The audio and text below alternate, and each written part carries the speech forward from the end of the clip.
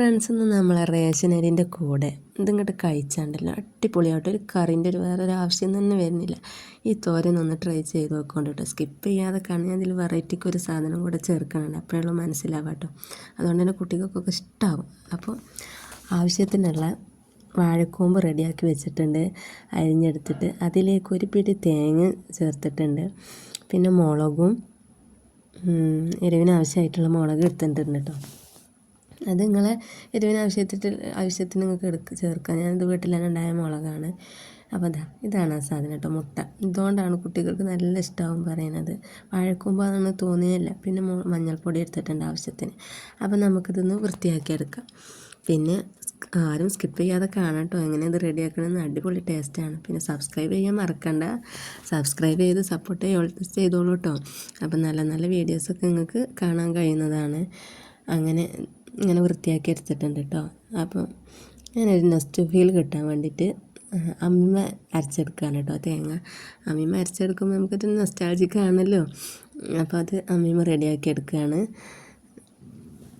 നല്ലപോലെ പേസ്റ്റ് രൂപത്തിൽ അരയരുത് കേട്ടോ, ഒരു മീഡിയം ലെവലൊന്ന് ചതഞ്ഞാൽ മതി. അപ്പോൾ അങ്ങനെ അത് അരച്ച് നമ്മളിവിടെ മാറ്റി വെച്ചിട്ടുണ്ട്. അങ്ങനെ അത് മാറ്റി വെച്ചു. ഇനി നമുക്ക് പാത്രം അടുപ്പത്ത് വെച്ചിട്ട് ആവശ്യത്തിനുള്ള എണ്ണ ഒഴിച്ചിട്ട് അതിൽ കടുക് പൊട്ടിച്ചെടുക്കുകയാണ്. പിന്നെ ചെറിയുള്ളിയും കറിവേപ്പിലയും ചേർത്ത് അതും ഒന്ന് വഴറ്റിയെടുക്കുന്നുണ്ട് കേട്ടോ.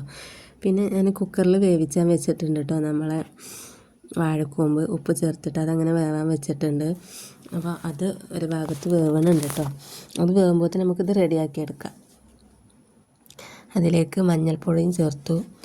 ഉള്ളി ഏകദേശം റെഡിയായി വന്നപ്പോഴായിട്ട് മഞ്ഞൾപ്പൊടി ചേർത്ത് പിന്നെ തേങ്ങയും ചേർത്തിട്ട് നല്ലപോലെ ഡ്രൈ ആക്കി എടുക്കണം കേട്ടോ. അങ്ങനെ വറുത്തെടുക്കണം, അപ്പോഴാണ് അതിൻ്റെ ഒറിജിനൽ ടേസ്റ്റ് കിട്ടുള്ളൂ കേട്ടോ. അങ്ങനെ തേങ്ങ അത് വറുത്തെടുക്കുന്നുണ്ട്.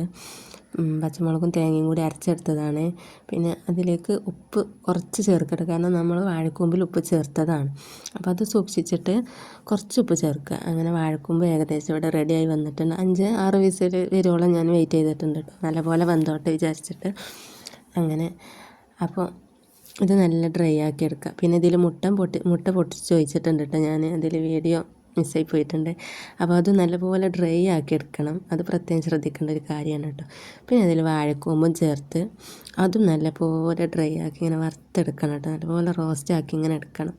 അപ്പോൾ ആ വെള്ളമൊക്കെ വറ്റി വെളിച്ചെണ്ണ അതിൽ തെളിഞ്ഞ് ഇങ്ങനെ വരുമല്ലോ, ആ ഒരു പരുവാക്കി എടുക്കണം. അപ്പോഴാണ് അടിപൊളി ടേസ്റ്റാണ് കേട്ടോ. പിന്നെ കുട്ടികളൊക്കെ കഴിക്കുന്നുള്ളത് ഉറപ്പ് പറയാൻ ഞാൻ, കാരണം മുട്ട പൊട്ടിച്ച് ഒഴിക്കണമുണ്ട്. മാത്രമല്ല നമ്മളത് നല്ല ഡ്രൈ ആക്കുകയാണല്ലോ, അപ്പോൾ അതിൻ്റെ പച്ചച്ചുവൊന്നും വരില്ല. അപ്പം മസ്റ്റ് ട്രൈ ആക്കണം കേട്ടോ, അത് നല്ല അടിപൊളിയാണ്. കുട്ടികളൊക്കെ കഴിക്കും, ഞാൻ ഗ്യാരണ്ടി പറയുകയാണ്.